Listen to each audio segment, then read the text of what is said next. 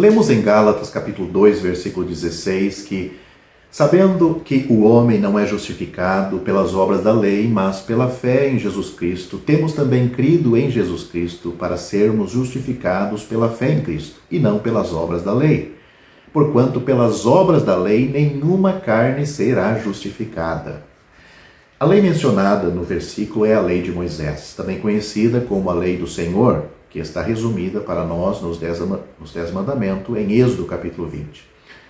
A lei é o padrão moral perfeito de Deus. Tiago nos diz: qualquer que guardar toda a lei, mas tropeçar em um só ponto, tornou-se culpado de todos. Tiago capítulo 2, versículo 10. Em toda a história humana, o único homem que obedeceu perfeitamente à lei de Deus foi e é o Senhor Jesus Cristo. Toda a raça humana foi contaminada pelo pecado de Adão. Como por um homem, Adão, entrou o pecado no mundo e pelo pecado a morte, assim a morte passou a todos os homens, porque todos pecaram. Romanos capítulo 5, versículo 12.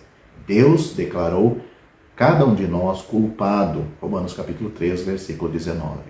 Muitos têm procurado apaziguar a Deus procurando obedecer aos 10 mandamentos.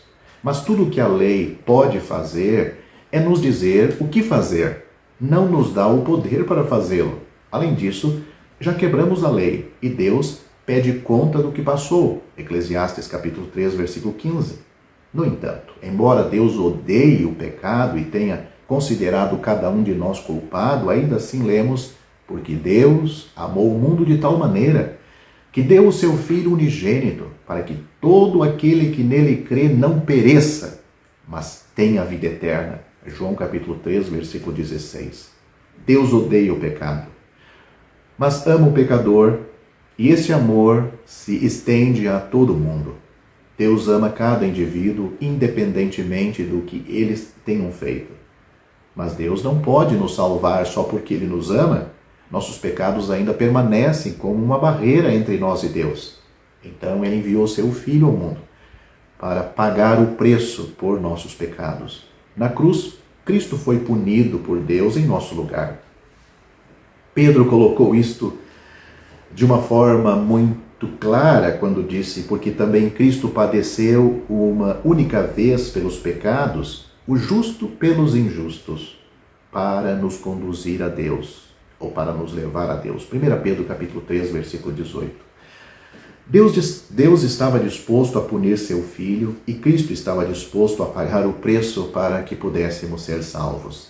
Nós não merecemos a salvação de Deus, nem tampouco podemos fazer alguma obra que compre esta salvação, pois a Bíblia diz: porque pela graça sois salvos por meio da fé. E isto não vem de vós, é dom de Deus, não vem das obras, para que ninguém se glorie. Efésios capítulo 2, versículos 8 e 9. No entanto, isso não significa que todos são salvos. João capítulo 3, versículo 16, declara que Deus amou o mundo e deu o seu Filho para morrer e nos salvar. Mas o versículo não para por aqui. Diz que a salvação é para todo aquele que nele crê, não pereça, mas tenha a vida eterna. A questão é: você já pessoalmente colocou sua fé em Cristo para a sua salvação? Assim Paulo declara em Gálatas capítulo 2, versículo 16: temos crido em Cristo Jesus para sermos justificados pela fé em Cristo. Justificado do Novo Testamento significa ser inocentado de todas as acusações legítimas e receber uma posição perfeita diante de Deus. João capítulo 3, versículo 16 nos diz que no momento em que confiarmos em Cristo, possuiremos a vida eterna. Talvez você ache difícil aceitar uma salvação que venha de Deus de uma forma gratuita e que seja recebida pela fé, mas você não está sozinho neste dilema, pois lemos que os judeus da época de Jesus não gostavam deste método de salvação. Respondeu-lhes Jesus: já vos tenho dito, e não o credes, mas vós não credes porque não sois das minhas ovelhas, como já vos tenho dito. As minhas ovelhas ouvem a minha voz e eu conheço-as e elas me seguem. E dou-lhes a vida eterna e nunca hão de perecer, e ninguém as arrebatará da minha mão. Meu Pai que mas deu é maior do que todos, e ninguém pode arrebatá-las da mão de meu Pai. Eu e o Pai somos um. Isso está registrado em João capítulo 10, do versículo 25 ao 30. Paulo foi salvo pela fé em Cristo e ele escreveu para outros que também foram salvos da mesma maneira, sem as obras, porque também nós éramos no outro tempo insensatos, desobedientes, extraviados, servindo as várias concupiscências e deleites, vivendo em malícia e inveja, odiosos, odiando-nos uns aos outros. Mas quando apareceu a benignidade, o amor de Deus, nosso Salvador, para com os homens, não pelas obras de justiça que houvéssemos feito, mas segundo a sua misericórdia, nos salvou pela lavagem da regeneração e da renovação do Espírito Santo, que abundantemente lhe derramou sobre nós, por Jesus Cristo, nosso Salvador, para que, sendo justificados pela sua graça, sejamos feitos herdeiros segundo a esperança da vida eterna. Tito capítulo 3, do versículo 3 ao 7.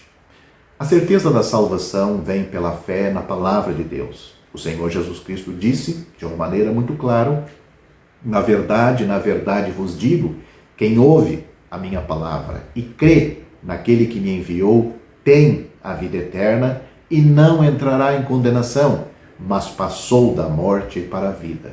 João capítulo 5, versículo 24. Ao findar o labor desta vida, quando a morte ao teu lado chegar, que destino há de ter a tua alma? Qual será no futuro o teu lar?